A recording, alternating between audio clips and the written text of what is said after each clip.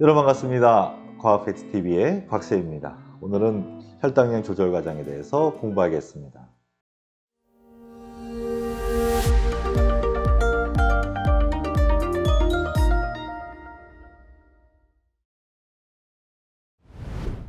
네, 혈당량. 혈액 속에 포함되어 있는 포당의 양이에요. 그것을 우리가 혈당량이라고 얘기합니다.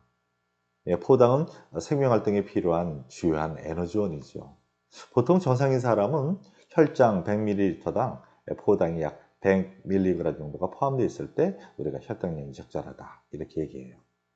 근데 식사를 너무 이제 많이 하거나 그렇게 되면 혈당량이 높아지겠죠. 혈당량이 높아지면 혈액이 원활하게 순환이 안 돼요. 끈적끈적하기 때문이죠.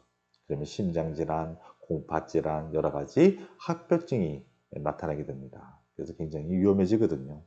당뇨병도 걸리고요. 자, 그래서 이 혈당이 높을 때는 이자에서 인슐린이 분비가 촉진됩니다. 그래서 인슐린이 혈액을 통해서 간으로 가지요. 이 간을 우리가 표적기관이라 그러죠. 표적세포, 표적기관. 이 간에 가서 포당을 갖다가 글리코젠 형태로 간에다가 차곡차곡 저장을 해놔요.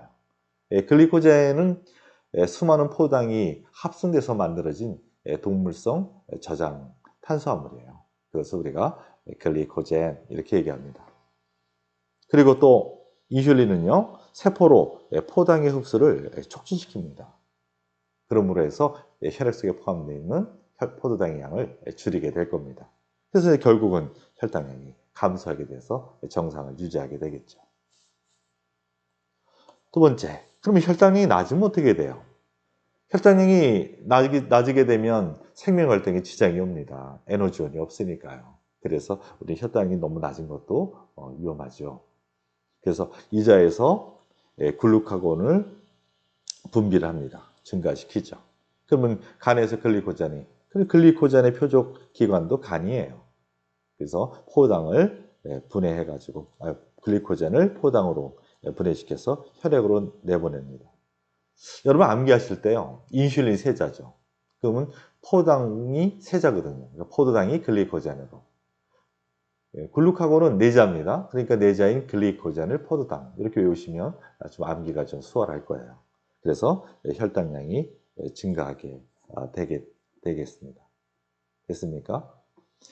인슐린은 우리 이자에 보통 베타세포에서 분비된다 그래요. 고등학교 가서는 강조할 텐데 이자의 베타세포에서 인슐린이 분비된다. 그리고 이자의 알파세포에서 글루카곤이 분비된다. 이것도 좀 미리 아셨으면 좋겠습니다. 네, 이렇게 해서 우리는 인슐린과 글루카곤을 통하여 우리 혈액 속에 포함되어 있는 포당의 양이 어떻게 조절되는지에 대해서 배웠습니다. 이해되셨습니까? 네, 문제풀이 가겠습니다. 네, 혈당량 조절 과정에 대한 문제풀이 시작합니다. 사람의 혈당량이 조절되는 과정을 나타낸 것입니다. 조절 과정에 대한 보기의 설명 중 옳은 것을 모두 고른 것은 그랬네요. A, B는 호르몬을 나타낸 것이다. 인슐린 아니면 글루카곤이겠죠. 자, A는 뭘까요? 이자에서 분비됐어요. 간에 갔어요. 포도당을 글리코젠으로 바꿉니다. 네, 포도당 세자죠. 그러면 인슐린이네요. 그래서 A는 우리가 인슐린이라는 것을 쉽게 찾을 수 있네요. 그럼 B는 자연스럽게 글루카곤이 될 겁니다. 먼저 써놓고 문제를 보겠습니다. 기억. 혈당량은 이자에서 분비되는 호르몬인 인슐린과 글루카곤에 의해서 조절됩니까? 예, 그렇습니다. 이런 작용을 우리가 기량작용이라 하죠. 하나의 호르몬이 많이 나오게 되면 다른 호르몬의 분비는 억제되는 거. 이래서 우리 몸에 항상성을 유지하는 거. 이것이 바로 기량작용. 알아두세요. 기량작용. 니은. N은 인슐린으로 맞습니다. 혈당량을 낮출 때 분비된다. 예, 이것도 맞는 예문이네요. 혈당량이 근데 낮추는 게 아니라 낮을 때라 그랬네요. 실수할 뻔했습니다. 혈당량이 낮을 때가 아니라 혈당량이 높을 때 이 혈당량을 줄이기 위해서 분비되는 호르몬이죠. 이건 틀렸네요. 죄송합니다. 디귿. B는 글루카곤으로 간에서 글리코젠을 포도당으로 만든다. 네, 내자다. 내자. 이름도 비슷하죠? 글루카곤, 글리코젠.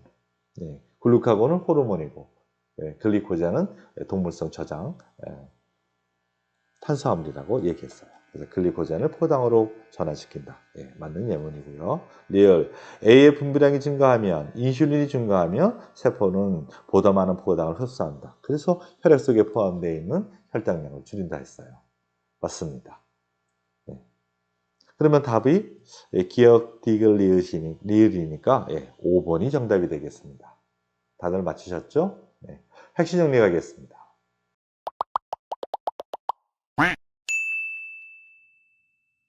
네, 혈당량 조절 과정에 대한 핵심 정리 시작하겠습니다. 혈당량 조절. 혈당량은 어디에서 분비되는 호르몬? 이자라 했어요. 이자에서 분비되는 호르몬. 혈당량을 낮추는 인슐린. 포당을 증가시키는 글루카곤. 이런 호르몬은 글루카곤이에요. 그리고 포당을 합성한 것이 글리코젠입니다. 동물성 저장 탄수화물이죠. 그거 구분하셔야 돼요. 혈당량이 높을 때 이자에서 인슐린이 나옵니다. 어디에서? 이자의 베타세포라는 것도 선생님 미리 말씀드릴게요. 분비가 증가돼서 간에서 세자니까 포도당이죠. 포도당이 글리코젠으로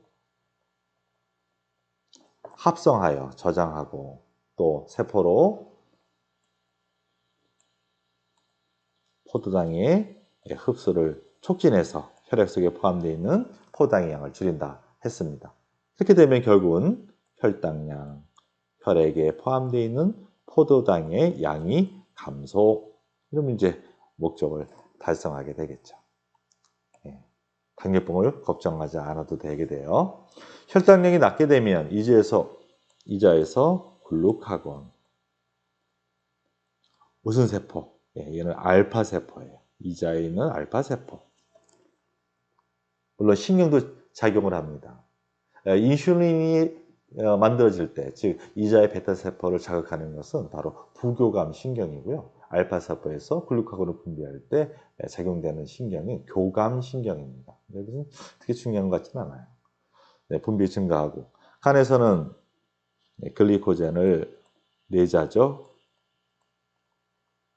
글루카곤, 글리코젠, 내자 기억하세요. 이래서 포도당으로 분해하여 혈액으로 내보냅니다. 그러면 당연히 혈액 속에 포함되어 있는 포도당의 양, 혈당량이 증가. 세포들이 좋아하겠네요. 그죠? 에너지원이 왔으니까 좋아할 겁니다.